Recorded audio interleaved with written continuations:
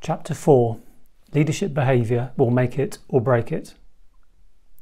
In this chapter, we look at leadership behaviour. And when I say leadership behaviour, I mean leaders at all levels in all roles. Leaders are not somebody else. This is everybody as a leader. An individual doesn't need to have line responsibility for a team to be a leader. Individual contributors can just as much be a leader as someone who has direct line accountability for a team or a team of teams or an organisation. So this applies to everybody, and culture is by far and away the biggest lever to improving ways of working. The rule of thumb I use is that it is 80% about people and only 20% around process and tooling. So therefore, this is one of the most important chapters in the book, in my opinion, given that behavioural norms are the biggest lever.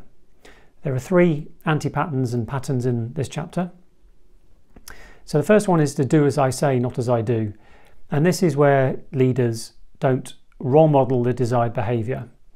And I have, for example, seen some leaders who figuratively have their arms crossed around the table and, figuratively speaking, are saying to their organisation, "Go on, transform, I dare you," or "Go on, transform and tell me when you're done."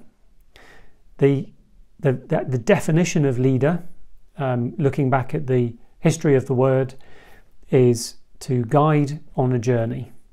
That's the history of the word, and I really love that definition of lead and leader around guiding on a journey, because that is very clearly implying that a leader is going on the journey with people and guiding them on the journey.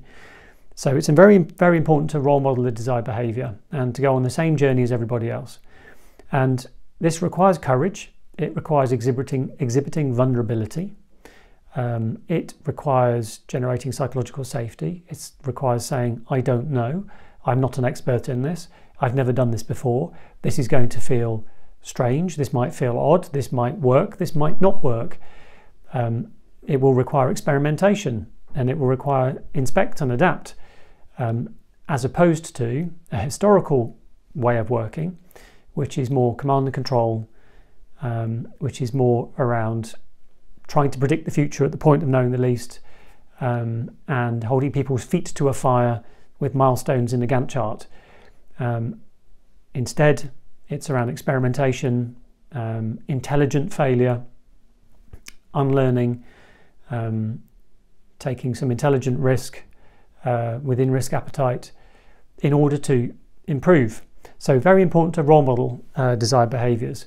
So that's anti-pattern pattern number 1, is role modelling the desired behaviour.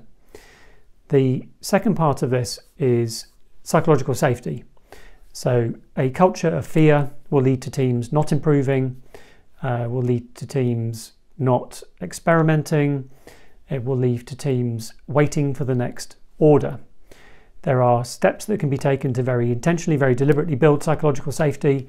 Amy Edmondson has written about this in The Fearless Organisation, setting the scene, making it clear that intelligent failure is not about individuals, it's about the system of work. So things like blame-free post-mortems or pre-mortems, around recognising and rewarding people for experimentation, and so on.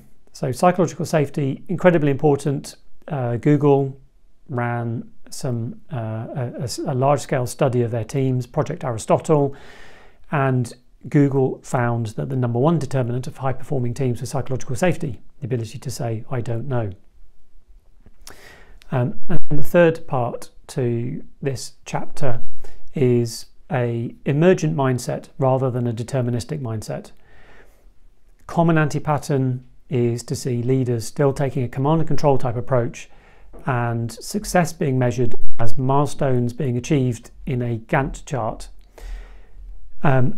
Predicting everything up front as if the future is knowable. Instead, success is not about achieving milestones in a Gantt chart determined at the point of knowing the least.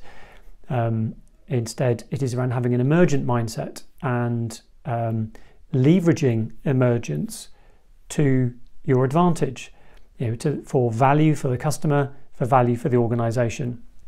And that means maintaining optionality. It means minimising time to learning.